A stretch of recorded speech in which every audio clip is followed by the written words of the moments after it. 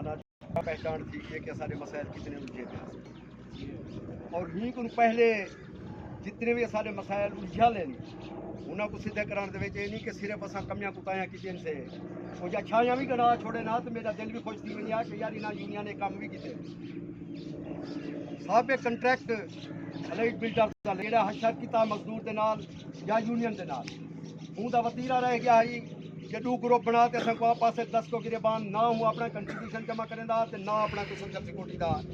ना अपने कोई मसाइल हल थे जैसे असा सामना करते हूँ तो 1 साल कंट्रैक्ट रहता पाया तो हूँ को असा सही अपने अदालतों का रुख किते से कंपनी को दरखास्त लिखन से और हूँ कंट्रैक्ट खत्म करवाते नवा कंट्रैक्ट घेनते ऐसे और ये पहला रिकॉर्ड है जो साल पहले हूँ कंट्रैक्ट खत्म कराए थे अपनी यूनियन ने जिंदाबाद। और जब हूँ कंट्रैक्ट खत्म थे हूँ को बाद के जो मसाइल हैं वो असा लिखते अंदर दितन से कंपनी वो सारे मसाइल हल करने की शुरुआत कर दी है जिसके साढ़े 7 बंदे डेथ ग्रांट दे हैं उन्होंने चेक अलाउ थी गए 5-5 लाख रुपए दे और बेवगान पैसे घेन भी गए।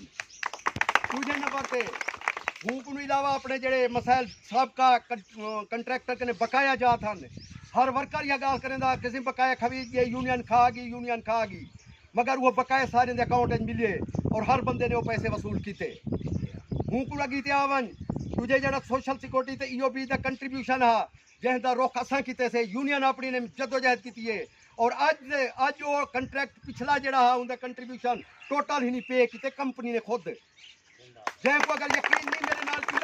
अदालत मैं पुछवा देना कि सोशल सिक्योरिटी अपनी क्लियर थी गई ही टाइम हर बंदा 300 कार्ड 250 कार्ड मैं चाहते गया उन्हें पूछा नहीं मोहरा लवा के घेनते गए जो हर वर्कर पूरी से आते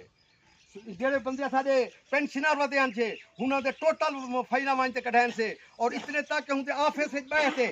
वर्कर गवाह मेरे नाल वर्कर नाल हन पे ऑफिस बहते हूँ को जरा अपना अफसर हूँ पकड़ते मैं आखिम कि मैं पूरे वर्कर्स घंटे तेरे दरवाजे तो उत्ते एहतजाज करे सा सारे जो वर्करें की पेंशन क्यों नहीं बनती पी और हूँ टाइम कंपनी को पाबंद किते दूजे को भी और पूरा फाइल कट करी तो हूँ अपने प्रोसेस भेज दी कि जितनी भी फाइल अपने भिजवा दो और हर कम जो अपना रुकिया होया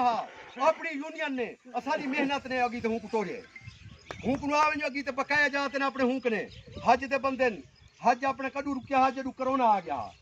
हूँ को पहले तो हर साल ही निकलते रह गए ना कि जिमें निकलती है पर्ची हूँ आप भेज देंगे से कोरोना की वजह तो 2 साल का आ गया वक्फा वो पैसे जेडे अपने हज के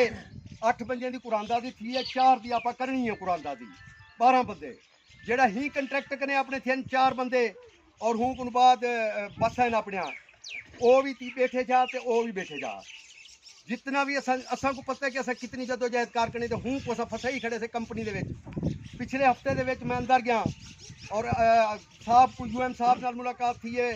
उन्होंने जो प्लानिंग अफसर है वो छुट्टी दे नासिर खान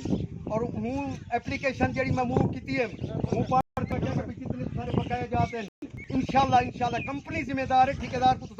जानू तो असा जानू कि ठेकेदार जाना है और मेरा मुद्दा भी कंपनी के नाल यो रह गए कि सारे जो बकाया जाते हैं सत्ताएं को गिनसो सारे उनके नाल कोई वास्ता को नहीं वो एक चीज है वो है कि अपना मुतालबा तो सिर्फ फतेह वहद को नहीं और 425 बंदे के मुतालबात है बिल्कुल और हज जेडे अपने 4 हैं या 8 हैं या 12 हैं वो उनको बिल्कुल आज फैसला इसे अपनी बाडिया की थी वैसे जी वजह को मैं कितामी के अगर ये बंदे 4 भेज दें पिछले बंदे एतराज करे से यार जो बाद निकल वेंदे पे नशा करे वजू नहीं बेच दे ना कि सारी नीयत है कि अस मान के सौदेबाजी करे तू सिर्फ मजदूर के इंतजार ना पवे यार इन्हें बाहे कई तरीके हल करे तू अगर मजदूर खुद जिम्मा चाह गिनन तो 20 तरीक से अज 17 तरीक है 20 तरीक से जो 4 बंदे दिन उन्हीं अकाउंट के हज के पैसे आए थे मेरा बसन जो अज तुम कुरानदादी कार गिनो सवेरे 22-23 तरीक से या अगले महीने जी डेट रख लो तुम वो बसा भी निकल वैसे मांझना मांझ अपने सिर्फ बकाए जाते कुरैशी वाले क्योंकि कुरैशी के नाल मैं चंगी नहीं की कुरैशी मेरा जो दिली तौर पर जहनी तौर पर मेरी मुखालफत करें पे और मेरे वर्कर को सारे ते आखेंदे कि नवाबुद्दीन खा गए क्यों आखेंदे कि क्योंकि मैं हूँ को नंगा कितम मैं हूँ को अफसर के नंगा कितम मैं हूँ को अदालत नंगा कितम और हूँ को ही मंजिल से घेन गया कि फातिमा फर्टिलाइजर वाले भी सोचने लग के कंट्रैक्ट खत्म करो और हूँ गुनाह नहीं करवा तो छुड़े सू अंदरों भी इंशाल्लाह मैं उनको ब्लैक लिस्ट ही करवे सा जिंदाबाद। दोस्तों सारे जेड़े कालीन बिल्कुल से रखी थे और मैं मनो अन तस्लीम करेंदा इहदे विच कोई मैं रंजेश वाली गाल यही वाली नहीं है। और इन्हीं 2 सालों दे विच तुसा खुद फैसला करो कि 52 बंदे ने जेड़े मैं पक्के करवाए 52 बंदे अपनी यूनियन ने जेड़े बंदे 52 बंदे सारे मेंबर वधे ना 52 घर जेड़े आबाद थे असा कोई गलत काम किया हो। और हूँ 52 दे विच कोई जातियात नहीं थी हर भिरा को सा सजे से हर ग्रुप को सजे से बाबा ताड़ा है बंदा ताड़ा है बंदा ताड़ा है कोई डास रहे कि सारी यूनियन ने कोई कुताही की है जै बंदे आधरात को भी मेरे को कॉल की है मैं लब्बैक आखिम के ठीक है दा हाजर तारे काम थी से और काम कीतन से बाकी रह गई गाल मसाइल दी यूनियन दी क्योंकि ये मसाइल जिंदगी दे नाल चलते रहते यूनियन का इलेक्शन है जेड़ा वो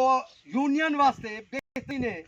कि भाई यूनियन के इलेक्शन होने चाहिए ये नहीं कि कोई अगी कर दूँ हाँ तुम लिख दो कल कोई मसला बनवे दे तो हूँ तो जिम्मेदार वर्कर होते वाला आखे सन पापा यूनियन जो अपनी जो डायरेक्टर ने या रजिस्ट्रार ने एक लेटर भेज दी कि भाई तुसा इन टाइम नहीं किए गए इलेक्शन इनका जिम्मेदार कौन है असा इन टाइम इलेक्शन करवाना चाहूँ जो मामलात हैं हाँ तुसा इस्ताम घेन गिनो राणे साहब की मौजूदगी के सारी यूनियन जी है पहली साहब का अगर असा वेंदू हर असा तुसा कुछ काम कर देसू कि असा तुसारे नाल होसू और सब तो पहले जो गिरबान असा पकड़े तू आंचे कोई भी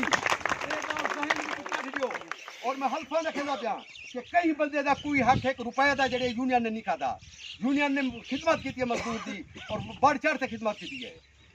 बाकी ये इस्लाम वाली गाल के उत्ते मैं वल दोबारा आखेंदा जेडे मसाइल हैं बिल्कुल असा लिखते देवन वास्ते तैयार हूँ इलेक्शन कराओ तुसा